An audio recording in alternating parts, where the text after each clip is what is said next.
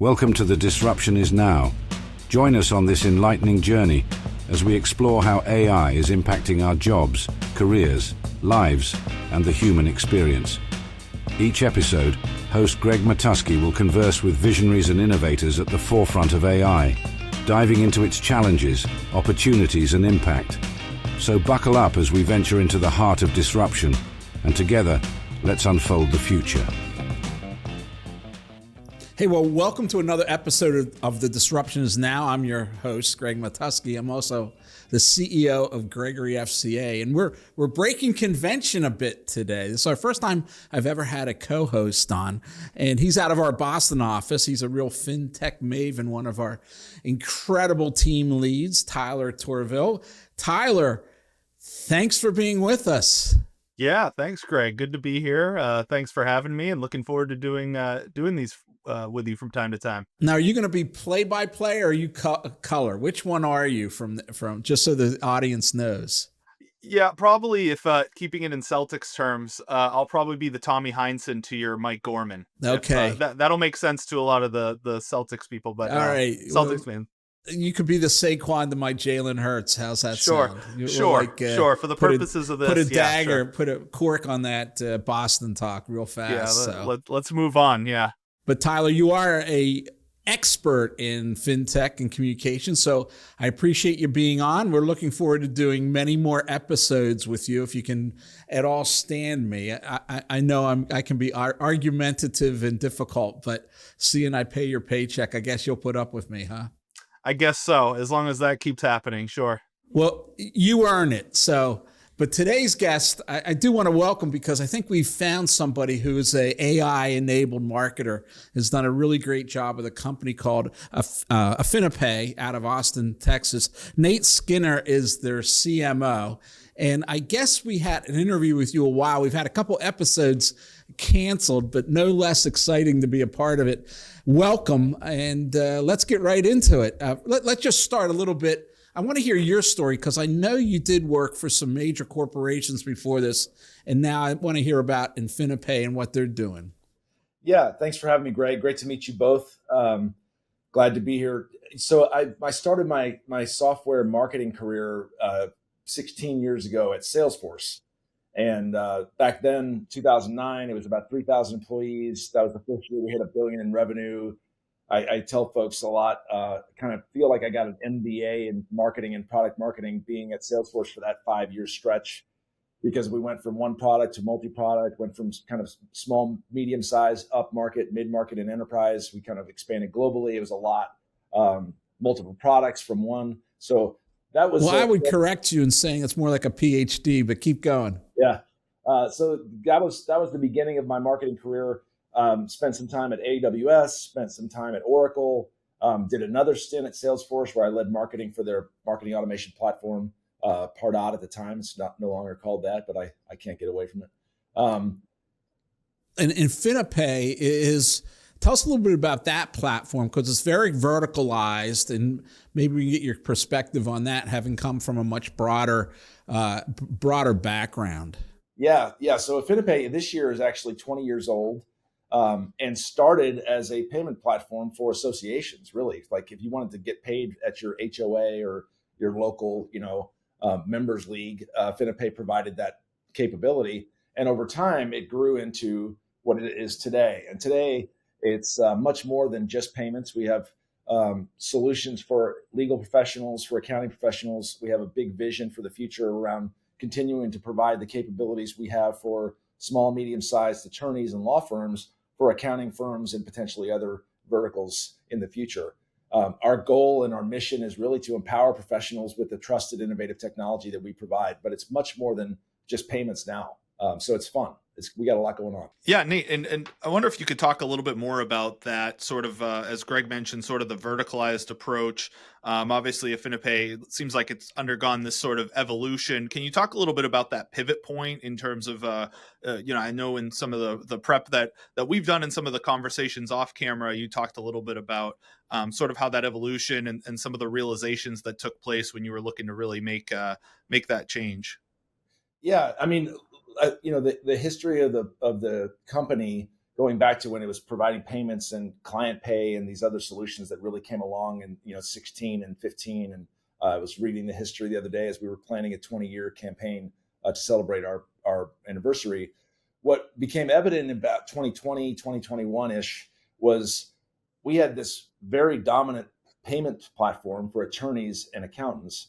And we had an opportunity to help them do more than just process payments, to manage their firm, to do bookkeeping, timekeeping, really be kind of a law firm operating in a box that with the acquisition of MyCase especially introduced more capability for our customers than just getting paid. And that was the beginning of really the evolution and the kind of real upside of our new chapter, which is embedded fintech and software for small, medium-sized businesses, law firms, and accounting firms who serve their customers and need to run their business, but aren't typically very good at the business side, right? Like an attorney is a very good attorney at practicing the law. They oftentimes, my dad is one, by the way, he's a very good attorney. He is not a great business person, like bookkeeping and doing taxes and making sure he's billing the right amount and the right hours for the right customers. Like those things are just, they're problems, and they take the most valuable asset an attorney has, which is time. And so what we do is provide more capability for them to manage all that in an automated way, give them more time to go practice law while we help them manage the business of law. Now, help me understand a little bit about the psyche of law firms and lawyers and AI and FinTech. How far are they willing to go? I've had this debate with many attorneys, and you shared some of those exploits on our pre-call, but there's a lot of resistance for a lot of reasons. And today, everything FinTech is also AI. So where does it stop and where does it start? Yeah, I mean, look, I think the first question is a great one around attorneys and their perception of AI. There's no doubt that and we had lots of customer panels throughout my time here, and I've only been here 9 months, but I've had 2 chances to sit with customers in a panel and hear them answer this question. And what's surprising me is, well, it's not surprising me. 2 things are very true. One is they recognize how it can affect and impact their ability to get time back in their own personal lives and in their professional lives too. They see all the Grammarly and the ways that it can really increase their efficiency and productivity in their own lives. That's absolutely true. When it comes to the practice of law, they're more hesitant than the average consumer or professional because 2 things. One, they get paid to read the brief and understand the context of a legal brief. That's their secret sauce, right? That's their superpower. So if you just said, well, upload a legal brief to ChatGPT and have it summarize, well, that's what they do. And so not only do they do that for a living and their insight and their design pattern recognition around, oh, this looks a lot like that case I litigated 2 years ago. Not only that, but they don't necessarily trust that the summary is going to capture all the most salient elements of the brief. So they also have grown up in through college and in their professional life reading briefs. That's what they do. So for them, that's their job. And they're hesitant to allow AI to take away or to potentially introduce conflict with their job. Because like I say, if a brief the summary doesn't include some salient, really important elements, then that brief is wrong. And now they're no longer good at their job, right? And with your experience, where do you fall on that? Do you think ChatGPT 4.0 Pro can effectively read a brief, or it's still too inconsistent and too prone to error? Well, that's the question, right? I mean, it can summarize a brief. In fact, I have a good friend of mine is the VP of marketing at OpenAI, and he uses it all the time to do summaries of things. In fact, he talks about using the project feature, drop in a bunch of PDFs, and it'll like summarize the project based on what it can extract. The problem isn't that it can do it. The problem is that the results are often missing the parts of the document that are most important to an attorney, and they can't afford to miss that, right? I mean, we're talking about depending on what kind of law you're in, let's say immigration attorneys, you're helping someone get a visa or legally enter this country, or you can imagine all the different use cases. If you leave out something in a summary, that could potentially affect that case in a negative way. They're not willing to take that risk. So for a lot of really good reasons, they're less out in the leading edge or the bleeding edge of AI adoption for the practice of law for that reason, because they want to make sure, look, I got to have every I dotted and every T crossed to assure the best outcome for my customer. And that's what we want to help them do. We want to help them have more time to do their job by automating the things that aren't really related to the practice of law at all, like bookkeeping and time management and getting paid and processing payments at AR and AP. Why don't you go down for us within the law firm, the practice management side, right? What automation do you provide? Where does AI play a role in that? I mean, essentially all elements of a firm's business operation, like if you have let's say there's a law firm called Matusky LLC and there's 10 employees, we can handle almost everything related to that firm's operating model. So bookkeeping, timekeeping, even spend. We just released Smart Spend with the MyCase Visa, LawPay Visa card. So that you can charge all your expenses and the AI behind the scene will reconcile all those charges against your caseload and your bills. So hey, I took Greg to lunch and Greg's a client. That's part of that case and I can allocate it automatically. It just takes care of those things for you. Tyler, why don't you go into the FinTech side of this and take a look under the hood for us?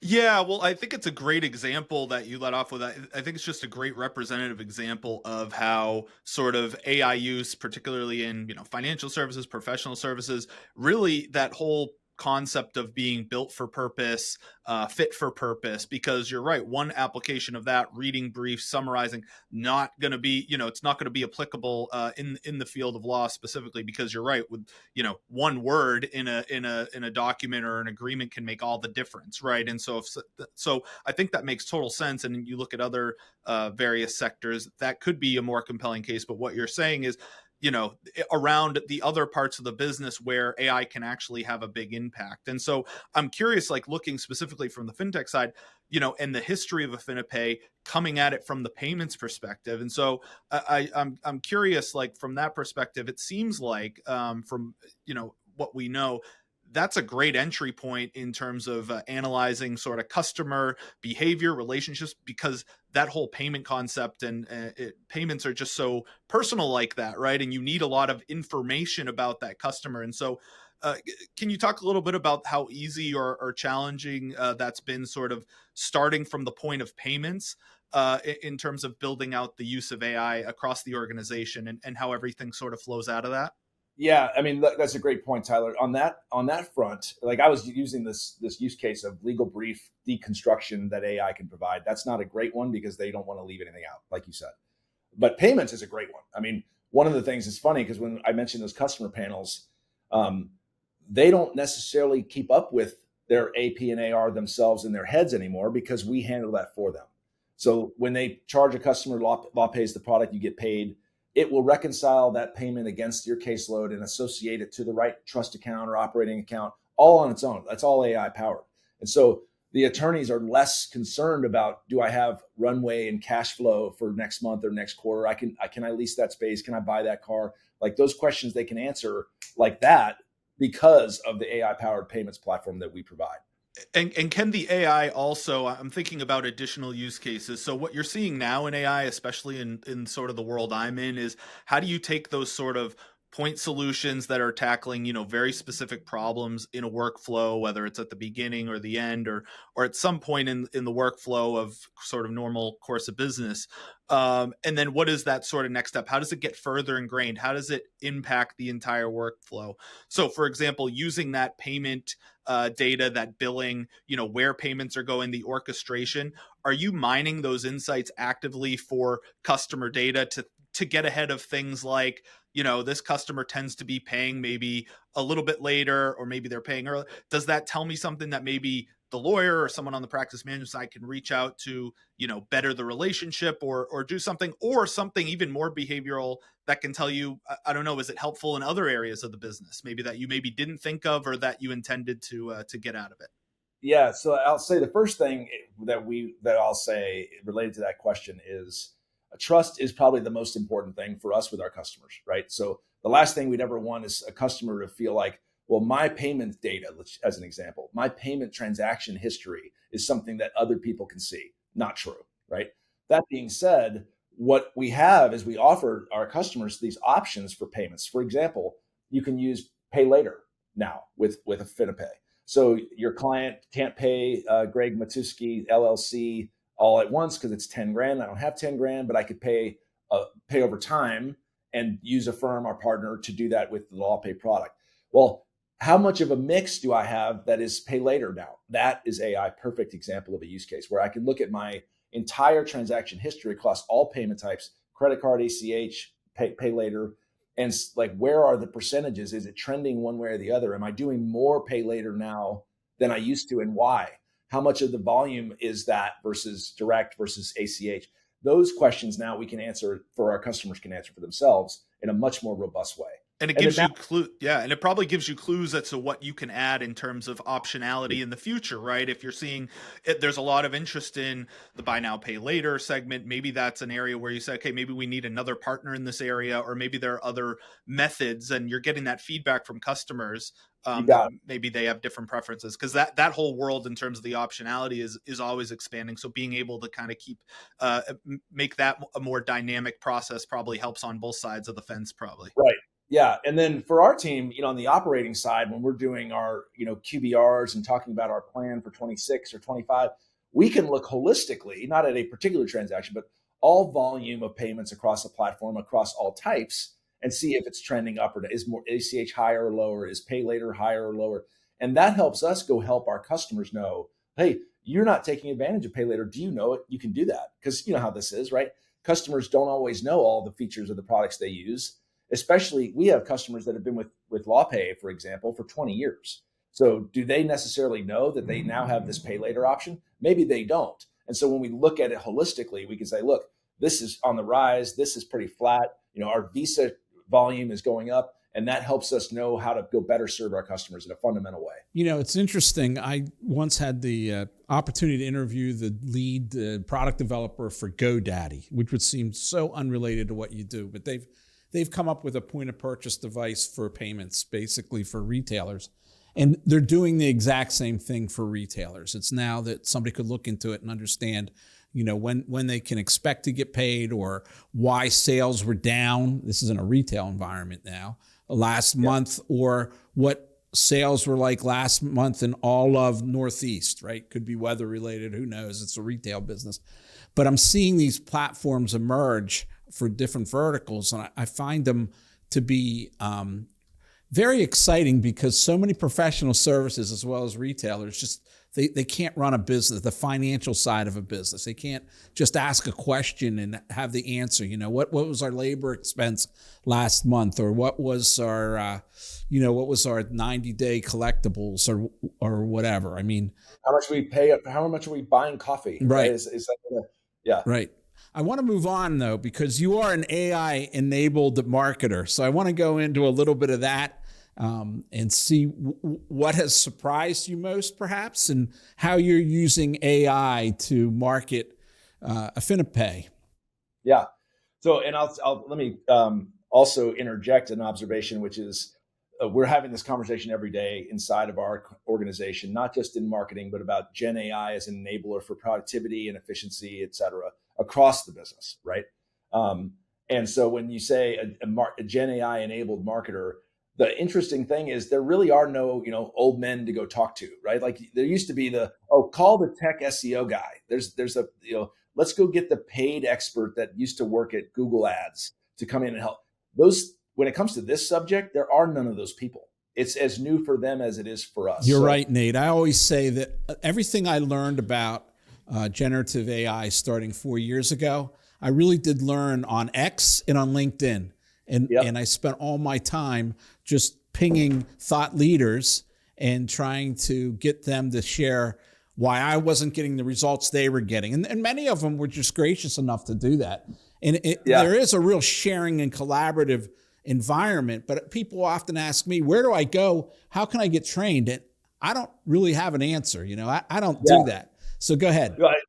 Well, and I think there's another thing to the comment, which is, whatever you learned a year ago, you got to relearn it, because it's all changed, right? I mean, 6 months ago, you couldn't have ChatGPT generate an image automatically from a prompt, and now you can with Sora. So it's changing quickly. So that kind of would address one part of your questions. Like what is surprising us or me? The first thing is it's overwhelming to most of our team. And literally, it's almost like leads us to a paralysis of like, there's so many technology choices. There's so many widgets and startups and, technology applications of AI, even, the use of the .ai domain. Everybody wants to call themselves an AI something because that helps you get awareness and helps you get investment. It helps you get customers who believe you're on the cutting edge. But oftentimes you look at it, it's like, that's not even close to where it needs to be. On the other hand, there's a whole cohort that is at a point where it needs to be. And so the first thing I'll say as an observation is that overwhelming amount of information and noise around all of what's changing can cause our teams to feel anxiety. And so I think one thing that I do in my job is to help focus us on use cases. What are the things that we can really drive an outcome for that AI could be an enabler? Real smart. What else do you do to try to get that buy-in, to overcome all those hurdles? Yeah, it starts with a problem statement. So I give you a great example. At our company, we have 50 state bar associations that are partners of ours. We call them affinity partners. 50 states. Okay, so that's a bunch of associations out there that we provide ad and creative and promotions to sell to their bar members, their association members. When we do one ad, one creative piece, we have to recreate that 50 times, 50 different shapes, well, that is an AI problem waiting to be solved. Absolutely. Right? And so, but we started with the hypothesis was, how much time, design team, are we spending doing that? Hours, weeks. Well, what if we in hours and weeks just to get the same message out there? That's the irony of it all. It's not really advancing. It's just complying. And by the way, our design team doesn't want to do that. Right. Like, they want to create the ad, they want to create the high quality design, but they don't want to then go recreate it 50 times in different shapes and sizes. That's boring, right? So that's one example of like, what is the question or the problem we can solve, and can an AI help us solve it faster or better or at a higher level of quality? And so that's how we reduce the anxiety about all the noise. Like, pick a use case, pick a problem, and let's go see if we've got an AI solution to solve that problem. What that particular one's done, Greg, is it's given our team a bunch more cycles to be even more creative and do even better work, because they're not spending hours and weeks doing 50 repeat, prints of the same ad. Well, that's exciting. The same thing works in my firm. And what we say it in a different way. We try to overcome those things that impose friction in the system.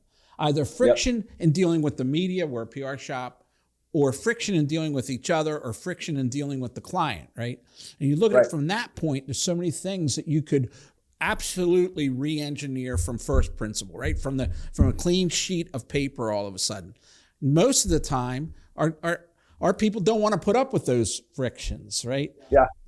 And even if it's the friction of knowing where the Oxford comma goes, right, is now eliminated, and it can really focus, like you said, on your people want to focus on making an impact with that ad, right? Our people want to focus on communicating better, either externally or internally. But it's a little thing. It's all those points that prevent you from doing that get in the way. And Greg, I would say too, and Nate, I'm curious on your take on this. I think that's a great example on lowering that anxiety. I think we see that even working with our client base as well, and managing my team working on behalf of clients. And one thing that I've noticed is, and to Greg's point about, building something from the blank sheet of paper, is no matter what you're doing, you have the ability to guide whatever, whether it's ChatGPT or whatever, on the first principles, right? What is your company's mission, vision? And that input can really reduce a lot of the anxiety of, okay, I need to write this thing. I need to make sure that you keep in mind that it's the same thing as briefing your team, right? When you get a new client on, okay, what's their mission? What's their vision? What's their value prop? It's the same thing. Everything has to come from that. We talk about doing things from, a brand centric approach, and you can build that in and just remind it, hey, we're writing this thing. We need to make sure that the mission and the vision is consistent with every single thing we do. And those reminders, are you doing that type of work as well? Does that resonate? Absolutely. I mean, once we have a very specifically stated vision and mission, we have pillars of value we drive for customers. And by the way, our approach is outside in. We're customer obsession, not, focused on whatever we come up with in our building, it's like, what do they need? What do they need us to help them do? The ad creative and the 50 state bar association is a great example. We're reaching all those members and giving them discounts on our solution, awareness of the fact that we can help them. That's what we're accomplishing. It's driving an outcome for our company and an outcome for our customers. And so we need to solve that problem, because if we're spending 50 hours a person a month doing repeated work, we're not solving the next problem for customers. And it goes back to what you said, is like, even something like demos, right? We want to explain to people in app or on the website how a particular feature works. We have a feature called split billing, or we have Smart Spend by LawPay Visa Card, which when connected to LawPay helps rationalize your expenses against your cases. But do customers know how that works? So we want to create demos. Well, the way you used to do that is you literally click through a demo on a screen and use like a Camtasia or something, right, to record it. You don't have to do that now. We have a product that our product marketing team uses. They script out the demo. They include the imagery from our library, and it creates it. It just creates the demo. Now it's like 90% right. And then they spend the last bits just making it better and aligning it, to your point, Tyler, to our message and our vision and our mission, reminding our customers, like, this is here for you and it solves this problem, as opposed to beep, boop, boop, click this button. And so, but I mean, it's accelerated our ability to create explainer demos like overnight. So again, a use case, we need more explainer demos. Why? It helps our customers understand how to use the product and get the most value from it. How long does it take and how much does it cost?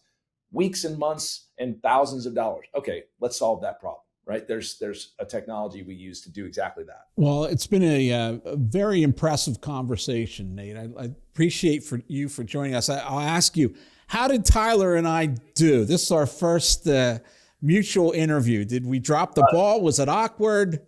Oh, it's great. I think actually, Tyler clearly has more than just the FinTech experiences to bring to the table. So hopefully you'll let him, whatever the commentary you were using before, whether you're the play caller or the commentator, but that was great. Well, the game plan is for him to replace me. So he just moved up in the pyramid there, Tyler. So careful. I'm in my office and I won't be able to leave if my head is that big. I can't get it through the door. So no, Nate, thanks. I know we did like the show flow and stuff. I know, but just a fascinating conversation. I know we just kind of went in a bunch of different directions, but this is great stuff. Yeah, appreciate it, guys. That was fun. Thank you so much for having me. Thanks for being on. Take care. Thanks, Nate. This podcast is a production of Gregory FCA. If you enjoyed our discussion today and want to continue exploring the transformative power of AI, please check out more episodes and subscribe wherever you listen to podcasts.